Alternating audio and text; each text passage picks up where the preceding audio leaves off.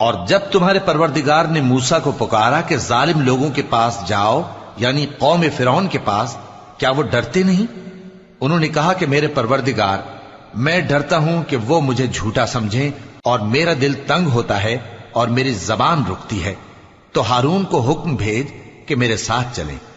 और उन लोगों का मुझ पर एक गुनाह यानी फिरौनी के खून का दावा भी है, सो मुझे यह भी डर है कि मुझको मार ही डालें। फरमाया, हरगिज नहीं, बस तुम दोनों हमारी निशानियां लेकर जाओ, हम तुम्हारे साथ सुनने वाले हैं। सो दोनों फिरौन के पास जाओ और कहो कि हम तमाम जहानों के मालिक के भेजे हुए हैं और इसलिए आए हैं कि आप बनी इसराइल को हमारे साथ जाने की इजाजत दें। फिरौन ने मूसा से कहा, क्या हमने तुमको जबकि तुम बच्चे थे परवरिश नहीं किया था और तुमने बरसों हमारे यहां उम्र बसर नहीं की? और तुमने एक और काम किया था जो किया, तुम नाशुक्रे मालूम होते हो।